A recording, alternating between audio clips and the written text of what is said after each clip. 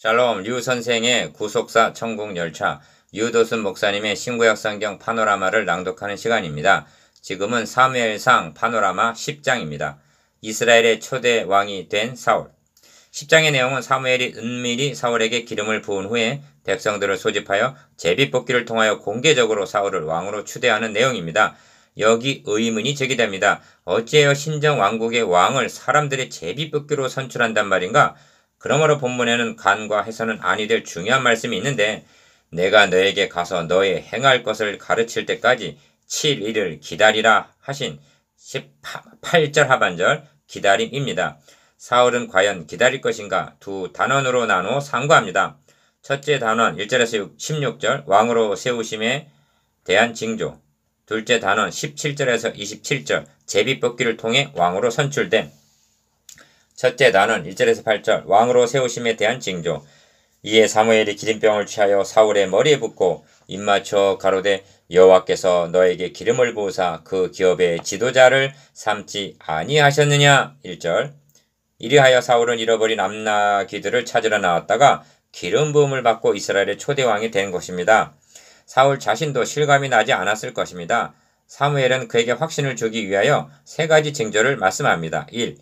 라헬의 묘실 겉에서 두 사람을 만나리니 그들이 너에게 이르기를 너가 찾으러 갔던 암나귀들을 찾았다는 말을 듣게 될 것이다. 2절.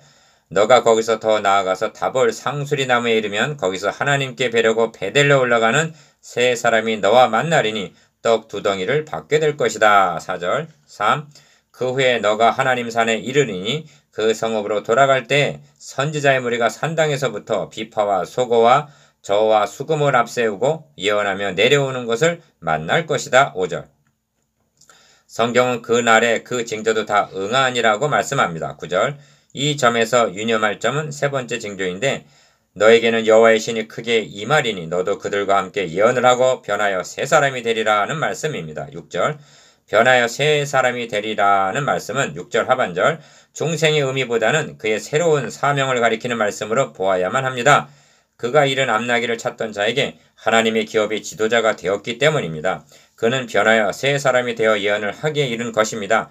전에 사울을 알던 모든 사람이 사울의 선지자들과 함께 예언함을 보고 서로 이르되 기스의 아들의 당한 일이 무엇이뇨? 사울도 선지자들 중에 있느냐 하고 11절. 그의 변화에 놀라움을 나타냈던 것입니다. 이 점에서 혼동해서는 아니 됩니다. 분별력이 요구되는 것입니다. 그에게 여호와의 신을 주셨다고 하여서 사울이 메시아의 절기의 왕으로 변한 것은 아니라는 점입니다. 그렇다면 왜 여호와의 신을 주셨단 말인가? 여호와의 기업의 지도자로 삼으신 이상 그 기업을 위하여 1절 여호와의 신을 임하게 하셨던 것입니다. 이는 잠정적인 조치였습니다. 그가 만일 하나님의 뜻을 거역하게 되면 그에게 임했던 여호와의 신은 떠나가고 16장 14절 왕위는 박탈당하게 15장 23절 될 것입니다. 사울은 백성들의 요구에 의하여 허락하신 왕임에는 변함이 없는 것입니다. 이 점이 19절에서 너희가 너희를 모든 재난과 고통 중에서 친히 구원하여 내신 너희 하나님은 오늘날 버리고 이르기를 우리 위에 왕을 세우리라 하도다 하고 다시 한번 강조되고 있는 것입니다. 진정한 왕은 하나님이시오 다윗 계통에서 나실 그리스도십니다. 둘째 단원 17절에서 27절 제비뽑기를 통해 왕이 됨. 사무엘이 백성을 미스바로 불러 여호와 앞에 모으고 17절 먼저 저들이 하나님을 버리고 왕을 구한 잘못을 책망합니다. 그것이 왜 잘못인지 다시 한번 강조하고 있습니다.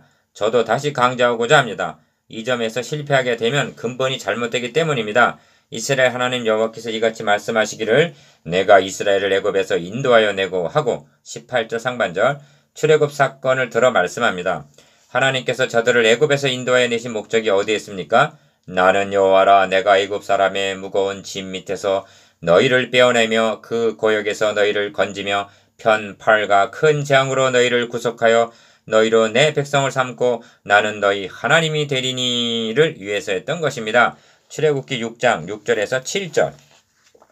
이 점에서 중요한 요점은 구속하여 내 백성을 삼았다는 말씀입니다. 구속이란 대신 값을 지불하고 사심을 의미합니다. 죄값에 팔린 인간이 하나님의 백성이 되는 유일한 길은 구속하여 내 백성을 삼아주시는 길 외에는 다른 방도가 없는 것입니다.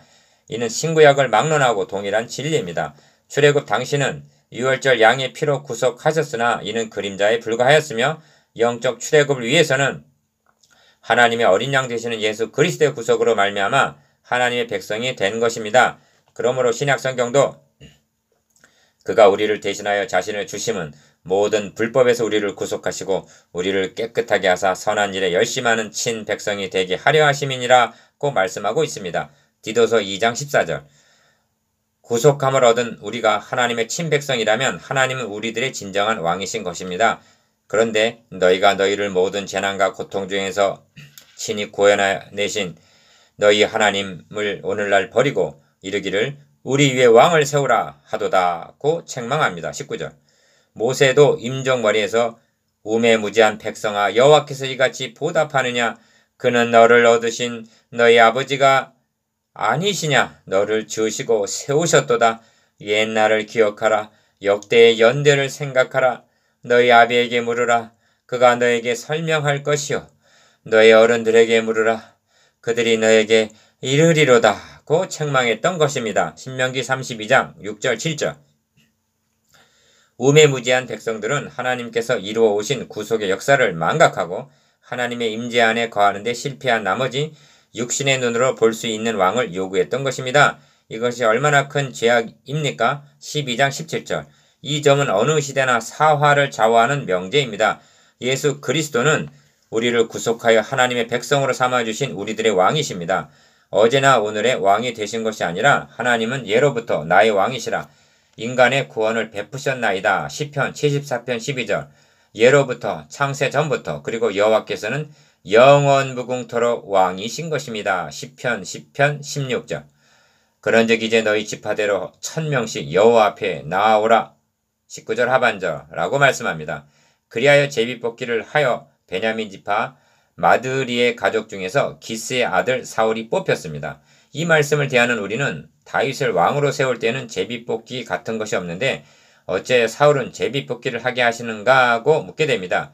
이 점이 하나님께서 예수에 놓으신 왕과 다른 점입니다. 사울을 가리켜 이제 너희의 구한 왕, 너희의 택한 왕을 보라고 말씀합니다. 12절 13절.